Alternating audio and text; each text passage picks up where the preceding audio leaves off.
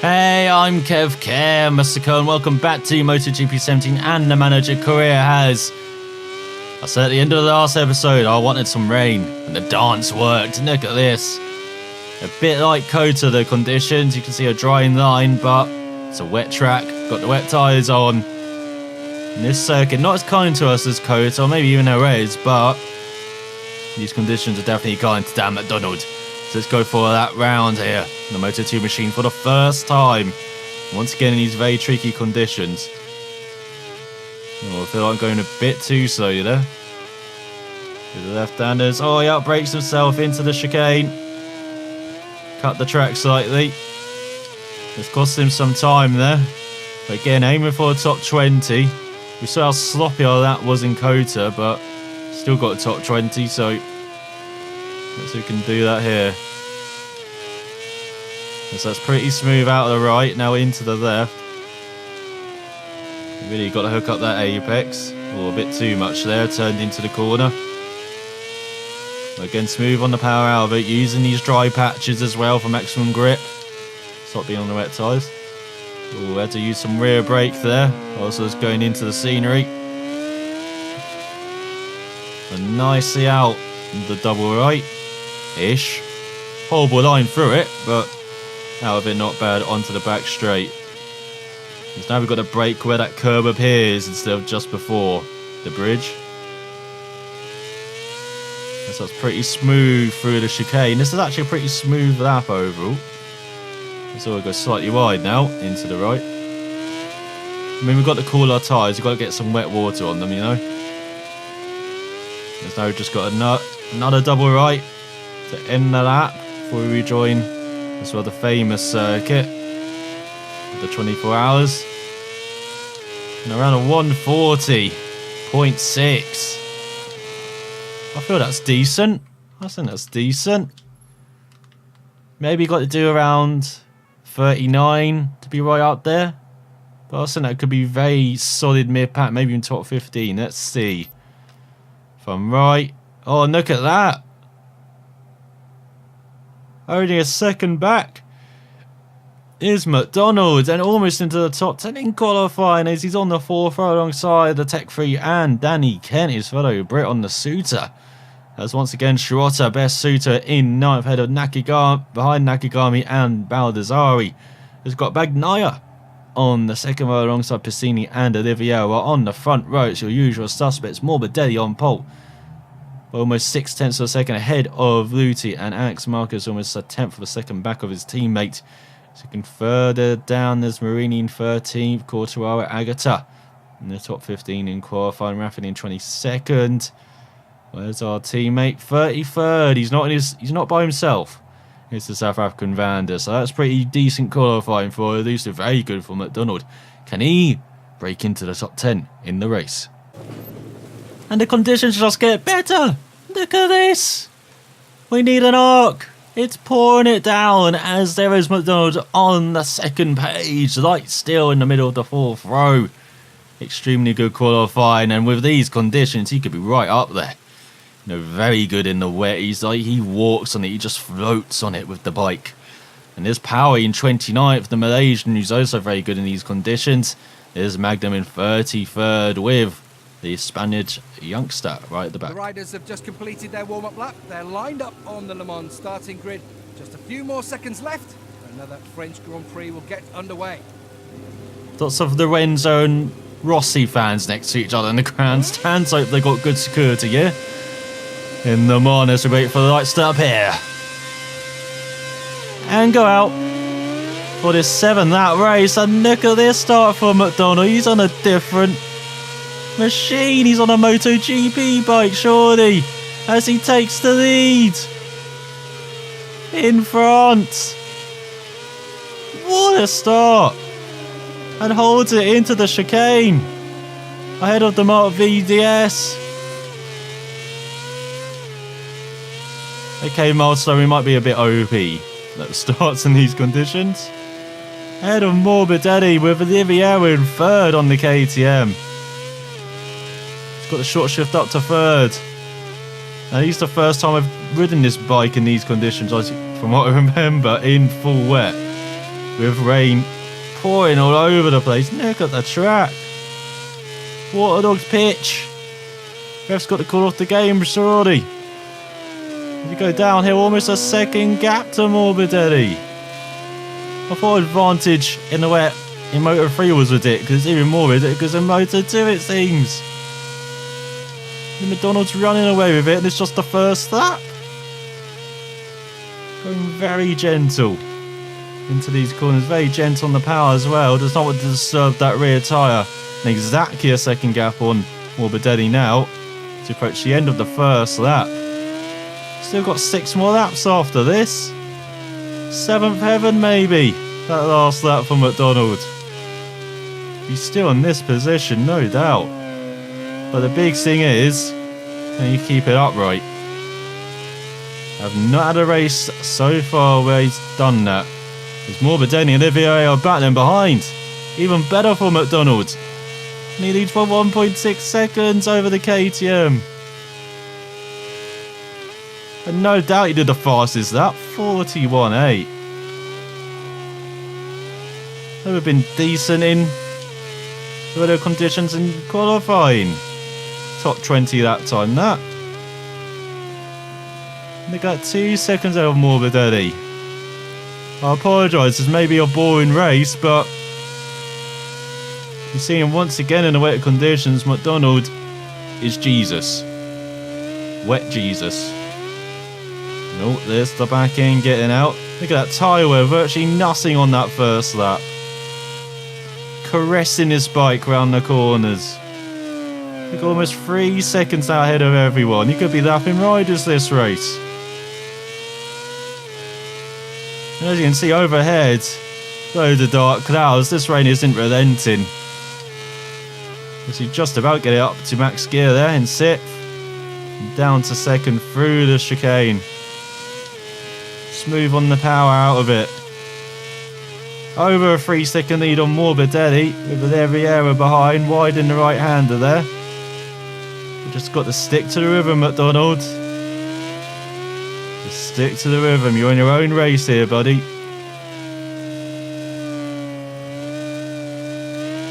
So we go out the final corner. On to the 3rd lap. They got even better than his qualifying effort, 39.8. In these conditions, what is this guy on? Once again, Elusive just bringing over the wet weather expertise from Moto 3 as well. Oh, I wonder if the Moto 3 guys will do well in these conditions. Certainly got the team and bike. Let's see if we've got the riders. So he goes a bit wide there into the right. We can cut it back on the exit. 4 seconds and a Morbidelli. I love this count up. So we go into the hairpin. Gentle on the power. There we go. You can still see some marks under the track surface there. Under the water. Get almost 5 seconds ahead of Morbidelli. And this is after just one electric start where he jumped from 11th into the lead. Before the fast right. Don't quite get it up to 6th gear there. It's got to be smooth on the inputs here.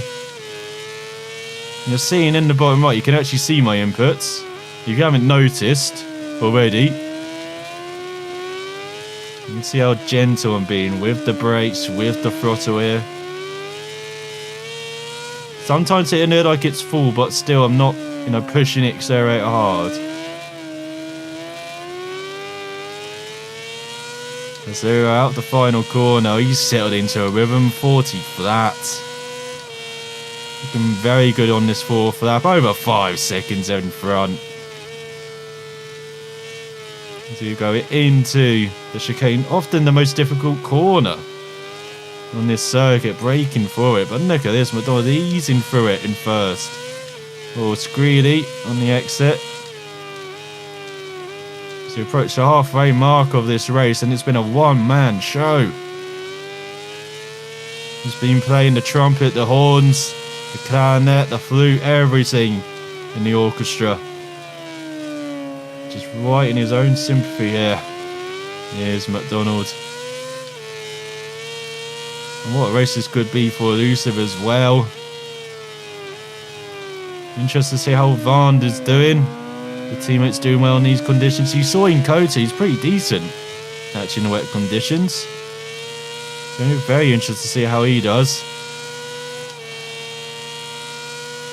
And of course, interested to see if the Moto3 guys actually stay on their bikes, it looks like, in this race, or keep up the race pace. Just haven't had any race pace, it looks like, what I can tell.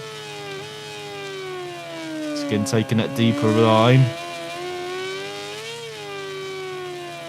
Normally I wouldn't be hitting the apex, but just taking that deeper line there, getting the run out of the corner. Seems to flow a bit better into the next corner in these conditions. As we go to the end of the fourth lap, onto the fifth lap of the race.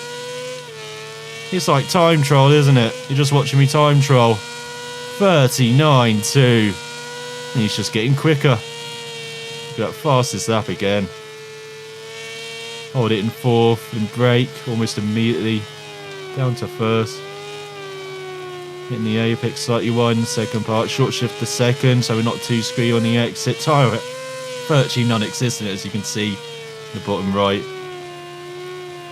MacDonald is just in that zone. Everything's going right for him. Just cresting the bike around the circle. Incredible feel. Seems on the bikes in these conditions. Probably used to it. I'm from Scotland, to be fair. That doesn't take away from nonetheless. It's a bit like Jenson Button in F1. Now he had a feel in these conditions, in wet or wet-dry conditions, because when he was karting, you know, he'd be out there in those conditions, getting hundreds of laps. So by the time he's in the big cars, you know, in F1 by the age of 20, he's very used to those conditions. So you could see that in the Williams in that year as well, for Button round like Spa or Germany in those races. Incredibly good. As all the Spaniard is down from 9th on the Tech 3. There goes Verge. I keep saying Verge, don't I? It's Verge, isn't it?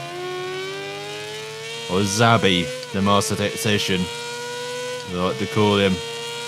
In awe of the Spanish footballer, of course, for Barcelona and Spain for so many years. It's like the powerhouse of those teams, the engine room, which we now see with Iniesta, or for Messi at Barcelona. There we go, slightly wide into that right, but look at that nice looping trajectory through that corner. Like going in deep, just gentle on the power out of it as well. This race has actually flown by. We're on the penultimate lap. Again, I know, pretty boring to watch, but been brilliant to ride in. And MacDonald for Elusive. Just a lap and a half to go. To go onto the back straight. Barely put a foot wrong this race. Easing the bike into that apex. Gentle through the chicane. See a helicopter hovering overhead. Would they actually be out in these conditions, helicopter? Surely not. Actually they would be, because they can't have a race without the medical helicopter being able to fly away, can't you? Or is that just an F1 rule? So we go out of the final quarter onto the final lap of the race. MacDonald 39.4. So consistent, the 39s and 40s this race. Rarely in the 40s. Mostly in the 39s. Just so consistent. He may have had difficulties getting adapted to Moto 2. You've seen he's got speed in Qatar, fastest lap. Kota, fastest lap. Argentina very quick as well. And even in a res last time, you know, not that far off the fastest lap. It's just been qualifying, you know, struggling to qualify right up there around the top 10. And Again, just staying on the bike in the race, and in the hardest of conditions, he's doing that here in Le Mans. Out of all the conditions, out of all the tracks as well with the heavy braking, you wouldn't have expected it here. I said that was the aim of the first half of the season. I think the last race, or in Kota, was just to stay on the bike for a whole race. It's going to happen already in his 5th race. A victory's going to happen. An arse whooping is going to happen. Elusive are going to get their first victory as well, as now he's taken some liberties with the track limits. He's getting cheeky on his front of that MacDonald, as he can see the finish line within sight. Just a couple of corners to go through the left. The tyre wear, look at that, non-existent. About a third of the rear tyre gone. About a quarter of the front tyre. He loves this when it's raining.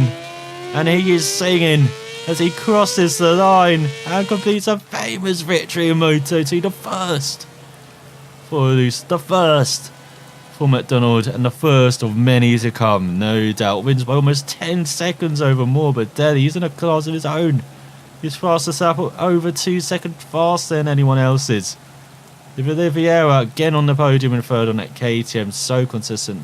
Portuguese rider just ahead of Alex Marquez. Actually, you can see a second gap is pretty consistent all the way down the order there. Apart from Piscini, just a few tenths a second ahead of Baldassarri. Zluti 5th, Bagnaia 6th, Nakagami 9th, Marini 10th, Quarto 11th, Kent 12th, Niki Vergate just a 10th second behind Kent in 13th, recovered after that fall. Serin in 14th, and Remy Gardner, that's Australian, getting the final point. Just a couple of tenths of a second ahead of Marcel Schrotter, as well as our teammate 22nd. Okay race, I would say. Had some better in these conditions, but at least he's moving up the order, with Edgar Pons right at the back. As in the Riders' Championship after the race, there's no surprise who the big winner is. Dan MacDonald up into the top 10, up to 7th now, level on points with Bassini.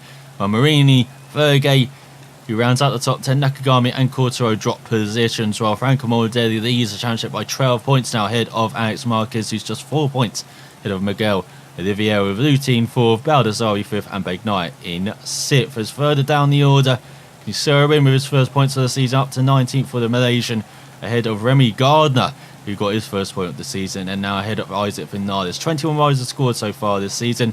Varnden 23rd, Cortese up to 25th ahead of Hernandez, and got the Italian up to 28th as well ahead of Howie and Nakashima, with Locatelli right at the back. Well, in the constructors stand-ins, Calix now have an over race win lead ahead of KTM 30 points, while Tech 3 are pretty lonely in 3rd ahead of Suter and Speed Up. And yes, the clones are back. The MacDonald is back, celebrating in Parc Fermé, as you can see Oliveira and Morbidelli exchanging notes in the background. As there you can see the weekend recap and the clear rider of the weekend for Elusive. Dan MacDonald up from 11th into a win and his first in Moto2. Well, Valder from the back has climbed a similar amount of positions up to 22nd, while once again our Moto3 team really needs some work. As the Argentine rider improves his braking and Moto3 affinity, it'll be full after the next round in Mugello, while the Cypriot improves his body position, MacDonald improves his braking and throttle management, and Vardo improves everything, his Moto2 affinity up to 80. As we earn a decent amount of credits, no doubt. Look at that. We could even afford Suzuki at the end of the season, I feel. And definitely lots of reputation earned as well. We're marching towards that 100,000 reputation we need to unlock all of the bikes to make them available. As once again, to end the episode, we've got an activity day to do. As a further way through the season, do we choose to do a TV advert to earn 15,000 credits? An autograph session to earn 350 reputation? That's paltry. Not going to choose that. A my campaign to increase the credit bonus we receive if we achieve the sponsored objectives by 100% in the next race, or a technical meeting to improve a rider's affinity by 10. I might actually choose this because it'll take a few races for Varnder to get up there, but it could get the Argentine up there already. And I've never actually chosen the technical meeting as well. So for variety's sakes, that's why not. Let's choose this. as now both Moto3 riders have full affinity, and Vanda is 20 off in Moto2 now, I believe. So next time out, or 18 off, isn't he? So next time out, we'll be heading to another MacDonald favourite, the Autodrome del Mugello in Italy. Can MacDonald once again tame a tough circuit? We'll be doing our rain dance once again in between the episodes and find out next time if Elusive will once again be right at the top. Thanks for watching, and I will see you then.